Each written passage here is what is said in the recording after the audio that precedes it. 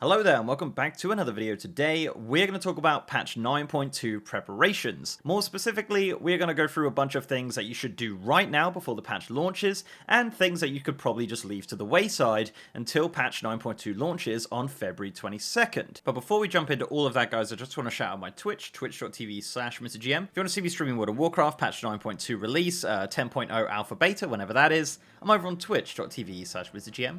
every single day. Right, so this isn't like a comprehensive list of absolutely everything. This is just some things that I kind of thought up and made a list of and just kind of prioritized as such. So yeah, it's not like a, this is the detailed list. This is absolutely everything. And of course, if you have any more suggestions, leave them in the comments. But, these are just the important parts I'm going to list in here. And it's not going to be like a, 40-minute video about it. So let's jump into it. First and foremost, let's talk about the things you should do right now in preparation for patch 9.2. And number one, the biggest one of them all, is unfortunately Torghast. Yes, Torghast. You thought it was over, but it's not. You gotta keep doing it. And how much you love it, you gotta keep going to Torghast. So why? Why do you have to go to Torghast? So there's several reasons here. Number one is that you will actually be crafting a brand new legendary in patch 9.2. Now this is with the new power Unity, which does require Revered from the Enlightened, which is the reputation of Zereth Mortis. And if you want to craft this up to a item level of 292, you will need to get Soul Ash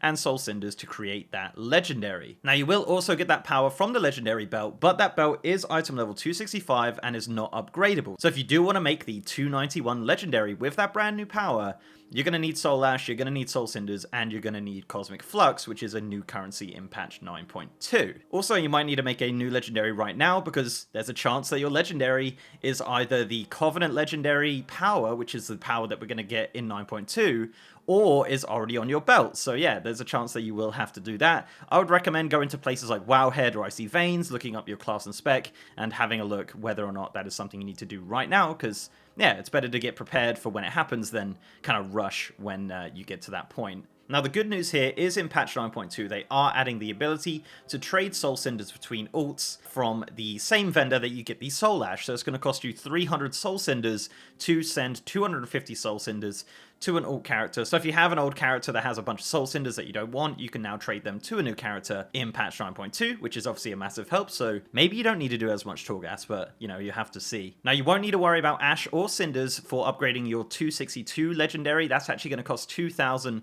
Cosmic Flux, which is a 9.2 currency, so you don't need to worry about that. But as I said, if you are going to build that fresh rank 7 legendary in patch 9.2, you're going to need Ash, Cinders, and Cosmic Flux to get that to item level 291. So yeah, Torghast or any other sources of Soul Ash and Cinders is going to be the number one thing you should be doing right now in preparation for 9.2. Now in regards to actually things that you're going to bring over to patch 9.2, the only other thing I could think of is actually conduits. So if you haven't already, I'm sure you already have, go and purchase the item level 200 conduits from Ouroboros right next to the Flight Master. That'll upgrade all of your conduits to item level 200. Obviously on like a fresh character or an old character, you can go do that as a nice little bit of catch up. Now the other thing to do right now is obviously the Season 2 rewards. Now Season 2 is going to be ending the day before the patch launches, so if you are striving for some of those rewards, they are going to go away. Those include Keystone Master and the Soul Twisted Deathwalker mount. That will be going away at the end of Season 2. As for PvP, the season will be ending and the rewards for Season 2 Shadowlands will be going away. Right now is probably a good time to spend your Conquest. If you have any Conquest just kind of lying around, it's probably a good time to spend that, because that will be resetting in the new season in patch 9.2.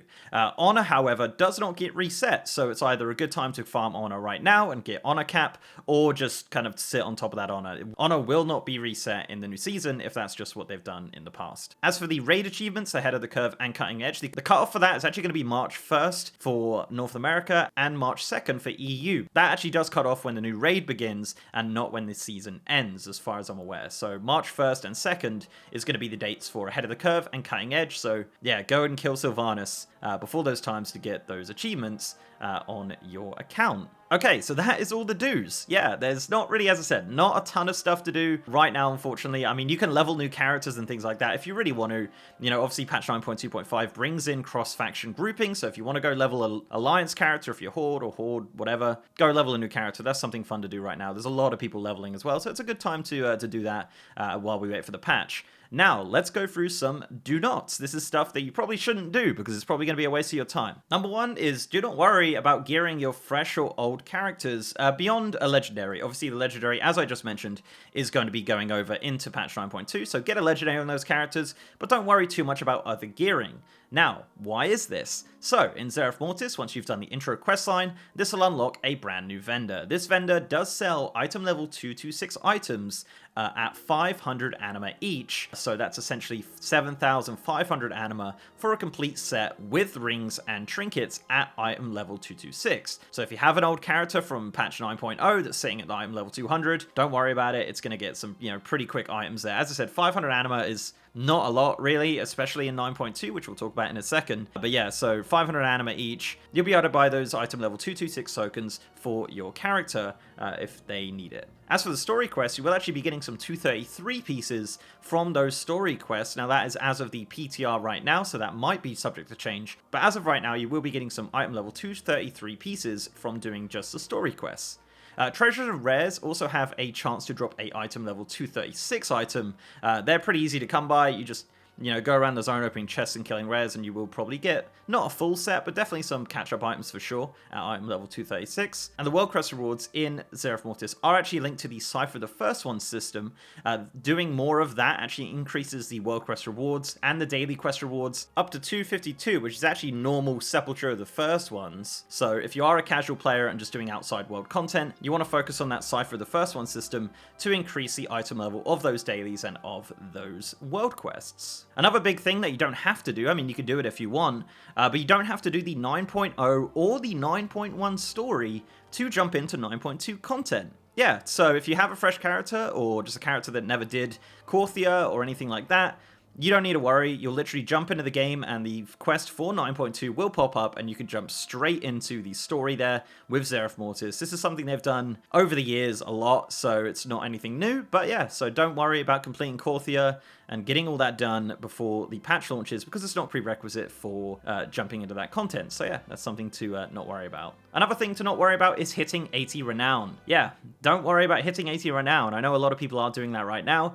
Obviously, you can if you want. You can do that if you want to do that right now, but Zeref Mortis has a ton of Renown catch-up, be it through the story, the weekly quest, and obviously just the regular ways of gaining Renown previously from 9.0, the Souls quest or the Anima quest. You're going to get a lot of Renown there. It's not too much to worry about, but as I said, if you do want to get 80 Renown beforehand, then, it's something fun to do. Now, speaking of anima, there's going to be a lot of anima in Zeref Mortis. Do not worry. Rares, chests, quests, dailies, there is anima flowing like crazy. There is no drought in Zeref Mortis. Anima is absolutely everywhere, and conveniently enough, there is an NPC inside Haven in Zeref Mortis to hand in your anima. So you don't need to run back, and they don't need to add it in 9.2.5 because they're adding it in 9.2. How about that? So you will actually be able to hand in your anima straight from Zeref Mortis to your sanctum.